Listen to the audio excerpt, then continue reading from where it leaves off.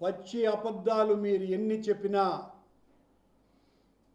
కల్తీ నెయ్యికి మూలాలు మీ పాలనలో ప్రారంభమైనాయి. మీరు అలాగే మేము నిబంధనల్ని సడలించటం ద్వారా ఈ కల్తీ నెయ్యి ప్రవేశించింది అని చెప్తున్నారు.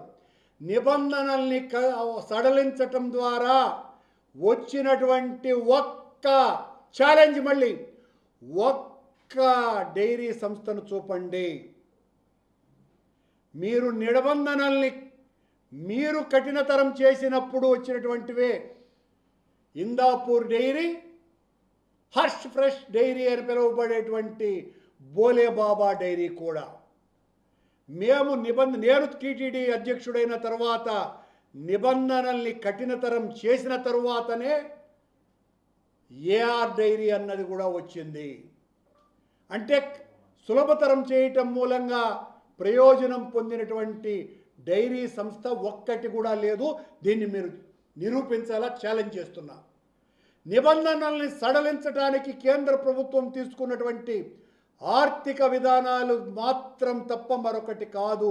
తద్వారా లోకల్గా ఉన్నటువంటి సంస్థల్ని, స్టార్టప్ కంపెనీలను ఎంకరేజ్ చేయాలనని ఆనాటి పాలక మండలి అధ్యక్షుడు, ఎగ్జిక్యూటివ్ ఆఫీసర్ తీసుకున్నటువంటి నిర్ణయం తప్ప మరొకటి కాదు.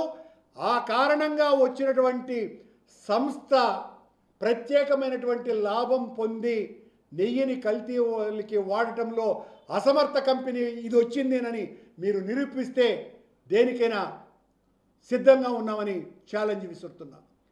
ఈ రోజున ఈ శాసనసభ చర్చలో మా ఇద్దరిని నేరస్తులుగా చేసి, ఎందుకంటే నేను రోజు ఎక్కువగా మాట్లాడుతున్నాను కనుక, నేను మాట్లాడిన తర్వాత మీకు మాట్లాడడానికి, దానికి సమాధానం ఇవ్వడానికి మీకు శక్తి చాలటంలా, మీకు తెలివి చాలటంలా, మీకు విషయ పరిజ్ఞానం లేదు. పనిగట్టుకొని నన్ను నీచుడుగానో, వివాదాస్పదుడనో, చెడ్డవాడుగానో, అవినీతిపరుడుగానో, క్రిస్టియన్గానో, నాస్తికుడనో, దేవుణ్ణి రాయితో కొట్టాడు అనేటువంటి మాటలు చెప్పినాడనో, ఈ రకంగా మీరు ఆత్మతృప్తి పొందటం కాదు సుమా, ఆధారాలతో నిరూపించాల.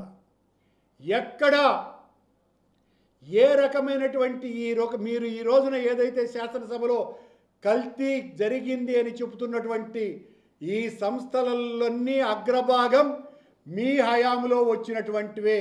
మళ్ళీ చంద్రబాబు గారు ఈ రోజున 300కే స్వచ్ఛమైన నెయ్యి వస్తుందా అని మాట్లాడుతున్నారు. మరి ఇందాపూర్ డైరీ 276కు సరఫరా చేసినటువంటి ఇందాపూర్ డైరీ 658కి పెంచుకుంటూ పోవటానికి దాగున్నటువంటి కుట్ర కూడా ఏదో మీరు చెప్పాలి కదా. మీ హయాంలో నందిని డైరీ పాల్గొన్నదంట, మా హయాంలో పాల్గొనలే లేదనని ఆ జ్యోతుల నెహ్రూ అంటున్నాడు. ఇదే కర్ణాటక మిల్క్ ఫెడరేషన్కి 2019-20 ప్రాంతంలో ఒక టెండర్లలో అది పాల్గొన్నది. L3గా ఉన్నటువంటి కర్ణాటక మిల్క్ ఫెడరేషన్కి 20% టెండర్ అది దక్కించుకున్నది. రెజల్యూషన్ మొన్న నేను స్పష్టంగా చూపించటం కూడా జరిగింది. మా హయాంలో ఇందాపూర్ డైరీ పాల్గొన్నది. ఎన్ని లేనట్టుగా అన్ని అబద్ధాలతో మీరు మీ ఇష్టం వచ్చినట్టుగా మాట్లాడుతూ ప్రజలను నమ్మించటానికి, మీ షేర్ల ధరను పెంచుకోవటానికి మొత్తం శాసనసభనంతా వాడుకున్నట్టుగా కనపడుతోందే తప్ప ఏ రకంగా కూడా మేము అన్యమత ప్రచారం చేసినామంట. చంద్రబాబు గారు ఆ ఆర్టీసీ టిక్కెట్లు ముద్రించింది మీ హయాంలో, మా హయాంలో కాదు సుమా. మీరు మమ్మల్ని ప్రచారం చేస్తూనే ఉన్నారు. మా హయాంలో చర్చి కట్టినారు, మా హయాంలో చర్చి మొత్తం ప్రార్థనలు చేసినారు, ఇలాంటి మాటలన్నీ మాట్లాడుతూ ఉంటారు. రుజువులు ఎక్కడా ఒకటి కూడా చూపరు. అర్థం లేని రసహీనమైనటువంటి ప్రసంగాలు పత్రికా సమావేశాలలో మాట్లాడేటువంటి విషయాలన్నీ కూడా ఈ రోజున పవిత్ర దేవాలయ స్వరూపమైనటువంటి శాసనసభలో అన్ని అబద్ధాలతోనే నింపి మీ నోటి ద్వారా విషవాయువులు శాసనసభలో నింపినారు అన్న దాంట్లో ఏ రకమైనటువంటి అనుమానము లేదని తెలియజేస్తూ, ఇలా మీరు బైబిల్ పట్టుకుంటే మిమ్మల్ని క్రిస్టియన్ అంటే మీకు బాధ ఉంటుందో లేదో, స్వచ్ఛమైనటువంటి హిందువునైన నన్ను మీరు కిరస్తాని అంటే మాత్రం నాకు బాధ ఉంటుంది అన్నటువంటి విషయాన్ని తెలియజేస్తూ, మీరు ఏ రకమైనటువంటి దానికైనా చర్చించటానికి మీకు సంబంధించినటువంటి ఎంత పెద్దవాడైనా సరే దాని మీద ఎవరిది తప్పు అని చర్చకు మేము సిద్ధంగా ఉన్నామని, మీరు చర్చకు సిద్ధంగా లేరు, ఏకపక్ష దాడికి సిద్ధంగా ఉన్నారు.